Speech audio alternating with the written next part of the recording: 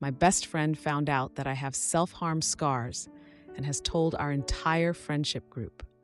They are now excluding me from almost everything.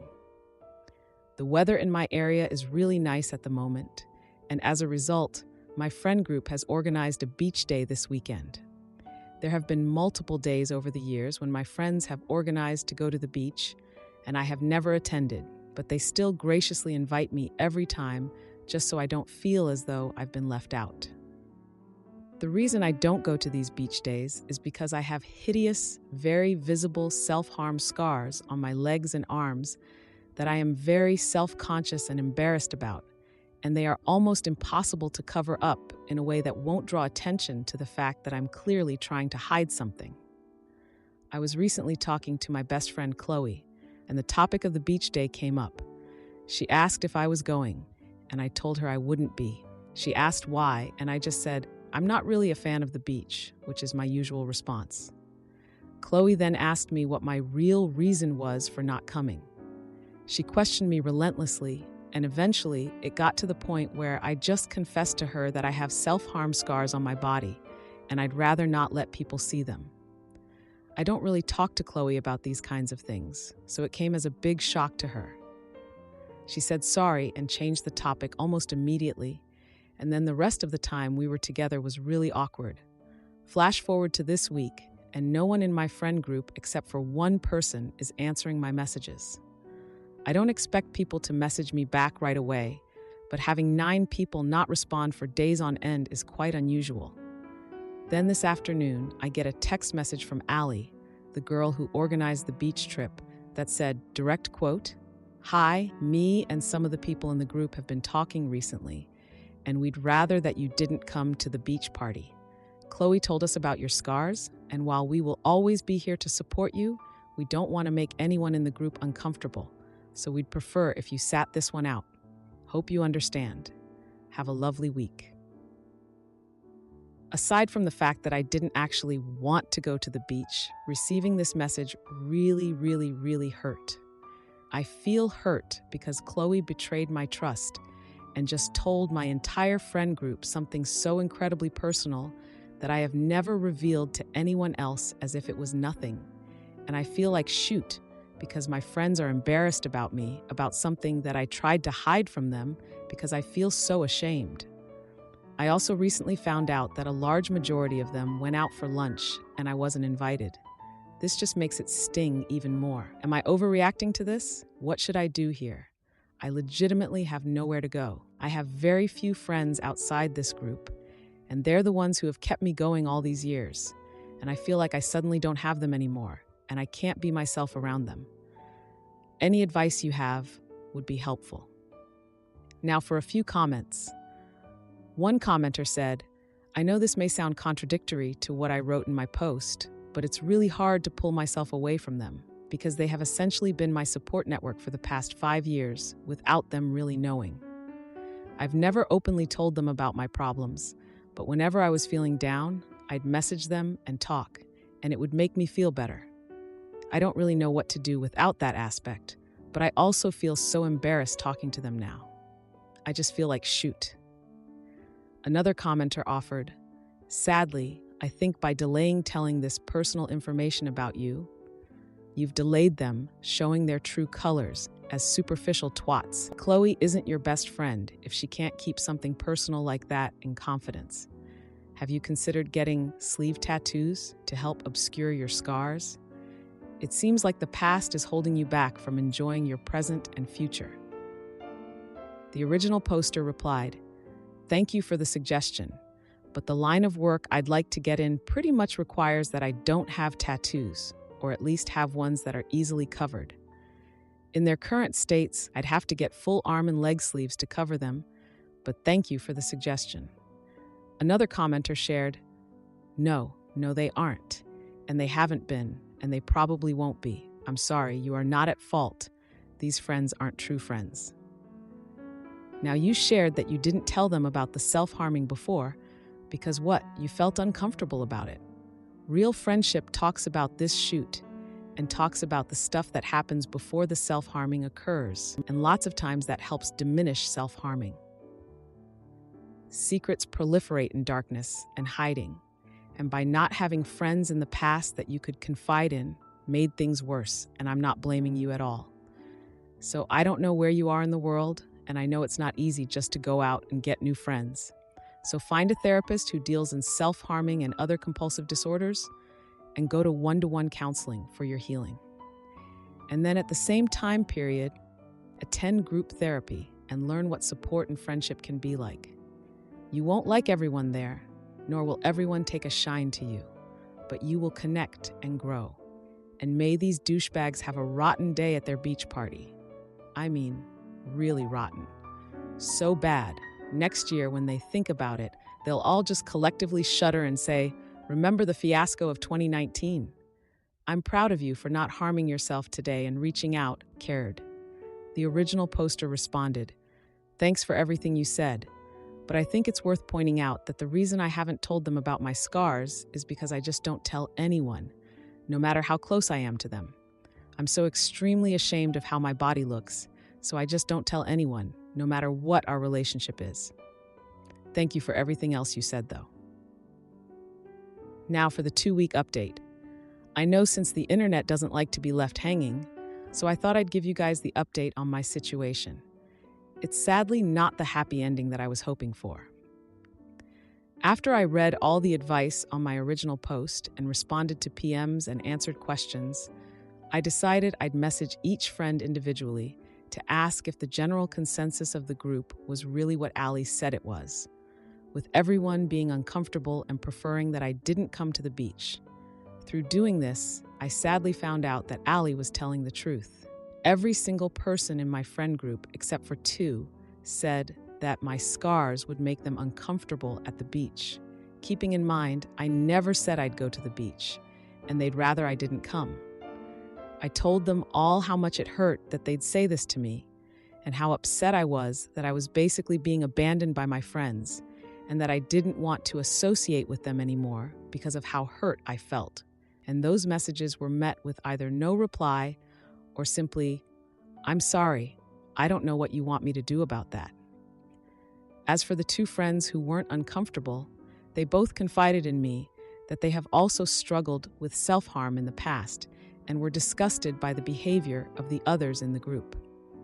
One of the people has chosen to stay with the group, and the other has told me that she'd like to remain friends, but still hang out with those people on occasion. So in conclusion, I lost 9 friends. I feel like shoot, and I don't know if my self-esteem will ever make a recovery from this.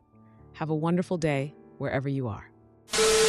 Am I the idiot for cooking meals for a girl who didn't eat them and realizing I might have overstepped? I've been making food for a girl I like. Turns out she's been throwing it all out. I have nowhere else to talk about this, so I'm coming to Reddit. I, male 21, am in college, and there's this girl that I'm sort of head over heels for.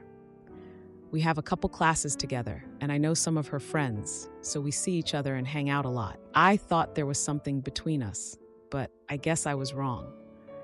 I knew she'd been going through a tough time with some family issues lately, and I thought she might appreciate not having to worry about cooking while she's worried about all of that.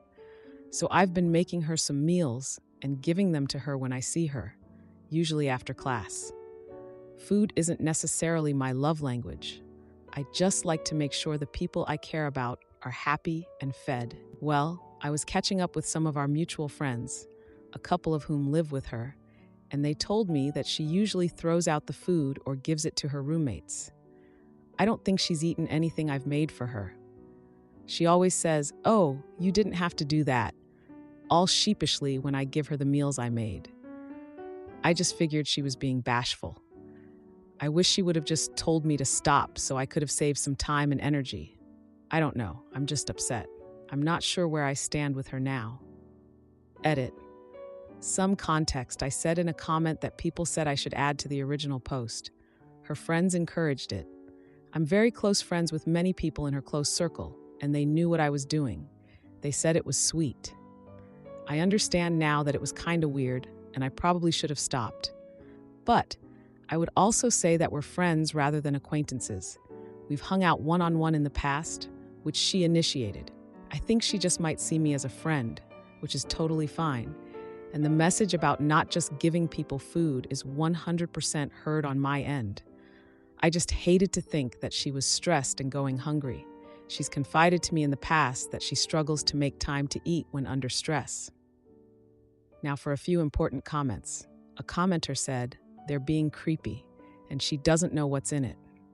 Could be nice quality ingredients, could be blood and semen. Stalkers do weird shoot, and you sound a little stalkerish." I responded, "I mean, yeah. As a man, sometimes I am not super acutely aware of what a woman might make of a certain situation, and I understand that this thought process is necessary given what women go through. While I had no bad intentions, she couldn't know that for sure. I'll back off. I will say, though, that her roommates that I'm friends with did encourage it originally, but I realize now it's because they got to eat the food I made." Another commenter asked, "Just curious, how did you know that she was having family issues? And what do you tell her when you give her the food? It sounds like you interact with her friend group, but on an acquaintance-based level. How close are you with her and her friends?" I replied, "We're friends. I originally knew her through our mutual friends, but we hang out one-on-one sometimes. She told me about what she has going on in her life." Another commenter said, "That's not how it's done, buddy. You ain't getting love in exchange for food. Women aren't dogs." I responded, "I mean, I don't want anything in exchange. This wasn't really an attempt to woo her. I just wanted to make sure she had enough to eat while she was dealing with all this. She's told me and our mutual friends in the past that she struggles to eat when she's stressed. I just really care about her and was just trying to help reduce some of her mental load while she's going through a tough time. Regardless of whether or not she likes me, we are friends, and I do care about her." Another commenter added, "Depends where you're from. There are parts of the world and the US where the norm culture is to give someone a meal if they're struggling with a life event like a death in the family." I replied, "My family is Ukrainian. I was born there, and food is for sure equated to caring over there. I can't count the amount of times I might have told my baba that I was stressed, tired, upset, and I had a plate of food put in front of me as a sort of, 'I'm sorry you're dealing with that.' I'm sort of similar, where I trend on the skinny side, especially when I'm not doing super well, so I always appreciated being fed." Now for the one-day update. So I heard you guys loud and clear that I might have overstepped on this one. Since me and this girl are friends, and I'm super close with a lot of her friends, I figured last night I would text her and apologize. Just because of class and me being at her apartment to see her roommates I'm friends with and whatnot, I know I'll still have to be around her in the future. I made it clear that she didn't even ever have to speak to me again, and that I just wanted to let her know I was so sorry. The conversation went way better than I thought, and it's safe to say we're still on good terms. I figured I'd share this to give everyone closure. Transcript of the text messages. I said, "Hey, and I just wanted to reach out and let you know I found out you've been getting rid of the food I've been giving you. If what I've been doing made you uncomfortable, I just want to apologize, because that was never my intention. I've realized that it was a little much, and I should have asked if that was something you were okay with. You don't have to keep hanging out with me or even respond to this message. And I just wanted you to know I'm sorry that I likely crossed a boundary with you." She replied, Hey, you didn't make me uncomfortable at all. I just have kind of a funky relationship with food, and I struggle eating things that I didn't make myself. Honestly, I totally owe you an apology for not explaining, because I understand you went through the effort to do that for me. And me not eating the food but still accepting it might feel like a slap in the face. In my defense, the food mostly went to my roommates. The only times I've thrown it out is when no one got to it before it got too old. I think it was really sweet that you were thinking of me like that. I was worried that telling you to stop would put you off hanging out with me." I responded, "Ah, that is so good to hear. So maybe we skip the food and just hang out next time? I'll be back at school December 1st. She said, "Yes, let's do it." Now for a few important comments. A commenter said, "I forgot how much guys just straight up don't listen to women. We're not puzzles, and many of us speak literally. You didn't have to do that literally meant you didn't have to do that. You were so dialed in on how you feel that you didn't take hers into account. I replied. She literally smiled and said, "Oh, you didn't have to that." People say that when they're bashful. If a man said that, we'd all assume he was being polite and bashful. If she wanted me to stop, she should have made it clear. It doesn't matter now because I already posted an update. Your comment just rubs me the wrong way. Am I the idiot for calling out my spouse for abandoning our cat and relying on strangers to bring her home? My 4-year-old tabby cat was found in the East Bay area in California. Bitter spouse stole her and has now abandoned her. I don't know how I'm getting her home to Spokane, Washington yet. I don't know if they will let me board her on a plane without somebody.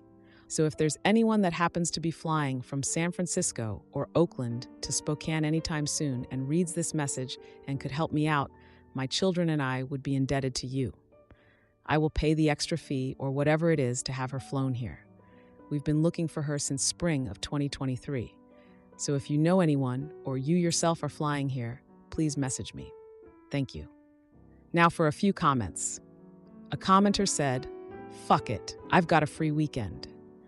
They later updated that OP and they were in touch.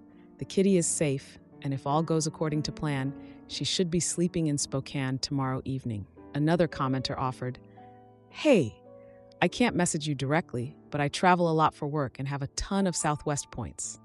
The only expense would be tax on the ticket. PM me if you're interested. Would love to help out this kitty." OP responded that an exceptional person has volunteered to fly their kitten up to Spokane. They expressed gratitude for the outpouring of support, saying they are overwhelmed but grateful for the beautiful problem of keeping up with all the responses. Mini update. 22 hours later, OP shared, Princess Diana has been secured by the amazing volunteer. They will update when they know the arrival time, dictated by flight schedules. In the comments, OP thanked a commenter offering help, stating they have someone picking her up in the morning and flying her up. They expressed gratitude for the overwhelming response and said it restored some faith in humanity. Now for the one-day update. Princess Diana has been picked up from the shelter and the voyage to Spokane has begun. OP expressed immense gratitude for the volunteers' selfless act, describing them as an angel and a hero. They shared they are very grateful and posted some pictures of Princess Diana. Now for the 7-hour update. Thanks to Callisti, Princess Diana is back home. OP praised Callisti as an amazing person and a friend for life. They shared more pictures of Diana's journey home and her reunion with her cat sibling. Now for some of OP's comments. OP clarified that the Welcome Home Diana blanket was made by Callisti. When asked about filing a police report, OP mentioned past issues with the police and DA in Dublin and Alameda County, describing the person who abandoned the cat as diagnosed and mingling in the cat lover community under false pretenses. OP also confirmed they are the cat's dad. Comment from Callisti. Callisti thanked everyone for their support and encouraged people to donate to local shelters or volunteer. They reminded that good in the world exists because we choose to make it so, and hoped others would help strangers when they have the opportunity.